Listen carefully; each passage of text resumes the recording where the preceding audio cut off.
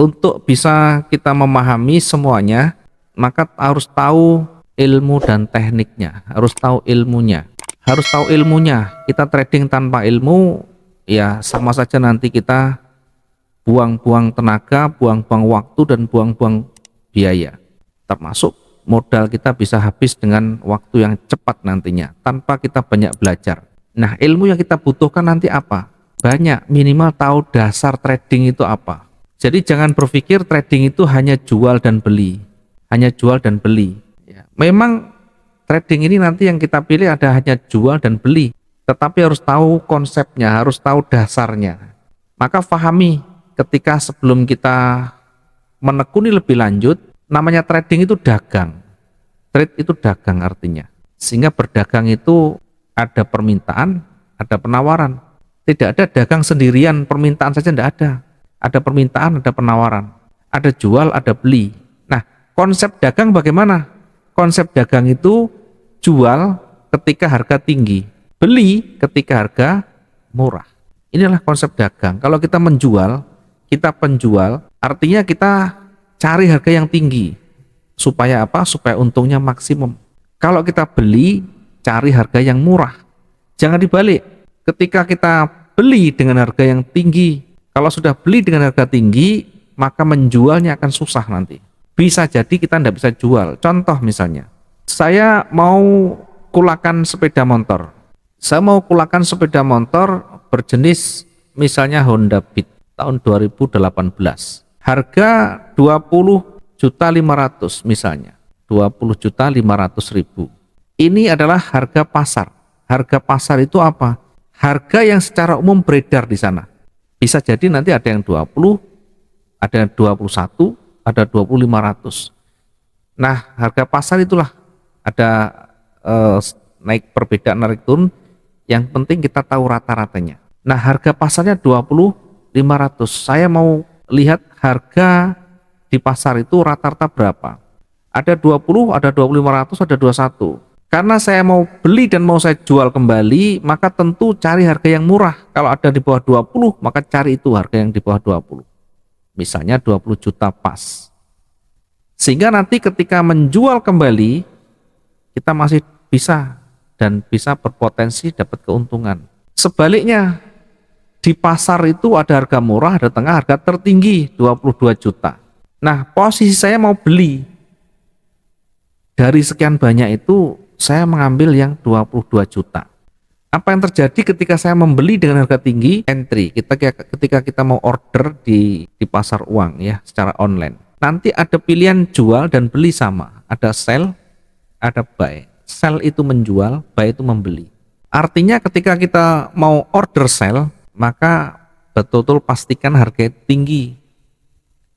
Sebaliknya ketika kita mau order beli, maka usahakan harga itu sudah murah. Pastikan harga itu sudah murah. Dan itulah nanti yang harus kita pahami. Minimal dasarnya harus kita tahu. Kalau kita tidak tahu konsep dasarnya, nanti yang ada kondisi apapun kita nanti bisa menerapkan jual ya. Misalkan di ujung tadi ya, kita membeli, buy di ujung atas. Padahal sudah naik puncaknya. Sudah kita sampaikan berulang kali, ketika di puncak atas, ketika harga tinggi, maka secara konsep trading, ini harus jual. Tetapi tidak semua orang tahu kapan ini tinggi, kapan ini rendah. Apa menjadi ukuran? Ya, barometernya apa di sana? Nanti kita pelajari banyak lagi. Yang terpenting kita tahu dasar trading itu secara umum konsep dagangnya jual ketika harga tinggi, beli ketika harga murah. Kemudian selanjutnya, sehingga nanti kita tidak hanya tahu jual dan beli ya, tidak hanya buy dan sell, pencet buy dan sell. Setidaknya tahu nanti bagaimana dasar-dasarnya. Masih berkaitan dengan ilmunya ya, masih berkaitan dengan ilmunya, atau paling tidak dengan dasarnya. Yang selanjutnya tidak cukup kita hanya memahami ilmunya nanti ya, tapi harus banyak dicoba, harus banyak dipraktekkan. Ya, di dalam ilmu trading mungkin nanti kita akan bahas lebih lanjut ya. Yang paling utama kita pahami nanti minimal analisa. Minimal untuk mengetahui, memahami ilmu trading adalah untuk analisa.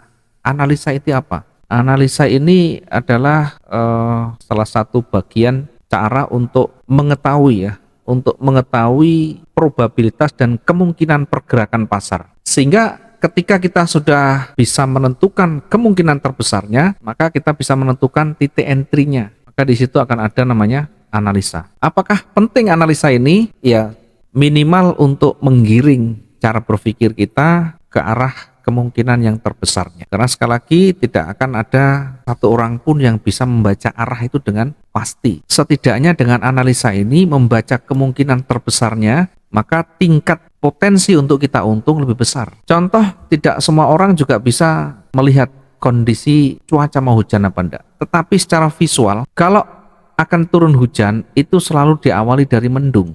Sehingga tanpa ilmu meteorologi dan geofisika pun minimal kita bisa mencari probabilitasnya. Sebelum hujan didahului dengan mendung. Apakah ada? Tidak ada mendung, panas tiba-tiba hujan deras. Jawabannya ada, tetapi kemungkinannya kecil. Ya, tadi ada kemungkinan kecil, ada kemungkinan terbesar. Kemungkinan terbesar ketika mau hujan itu diawali dari mendung dulu. Mendung yang gelap. Ya, secara visual kasat mata kita bisa melihat, oh ini kemungkinan besar mau hujan. Secara umum kalau kita perhitungkan, kalau kita berdasarkan pengalaman, histori, sejarah yang kita pernah alami hari-hari, sudah musim hujan, tetapi mau turun hujan pun ada tanda-tanda, ada petunjuknya. Mendung, mulai gelap, mulai ada kilat dan sebagainya. Maka kemungkinan terbesar adalah akan turun hujan. Sedangkan sudah mendung, sudah ada kilat yang banyak menyambar, belum tentu jadi turun hujan. Tetapi secara umum prosentase untuk hujan ini lebih besar. Ini saja yang kita baca nanti ya. Kita tidak mengajari pasti-pasti yang mutlak, tidak ada. Dan kita juga bukan terbaik ya. Semua yang terbaik itu bagaimana kita mengelola, bagaimana kita manage semuanya nanti ya.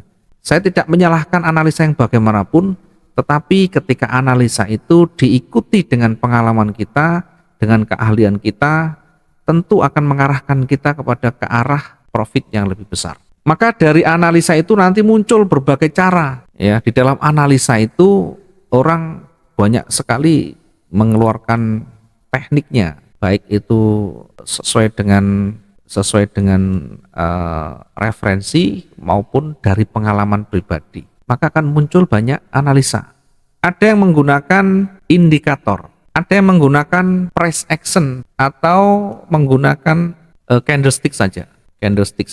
Atau bahkan ada yang kombinasi antara price action ditambah indikator. Sehingga di luar sana itu banyak menciptakan atau membuat satu indikator, bahkan membuat satu aplikasi atau mungkin program yang bisa mempermudah ya kerja atau analisa kita. Ya, silakan banyak di googling di sana, nanti akan muncul banyak sekali indikator baru dengan plus dan minusnya. Ada indikator bawaan dari MetaTrader, ada indikator yang memang diprogram sendiri. Indikator ini basicnya dari mana? Dari harga. Harga yang mana? Harga utama masa lalunya, harga lalunya. Ya, tidak bisa dia menciptakan harga dari harga yang ke depannya. Tidak ketemu karena harga depan belum terjadi.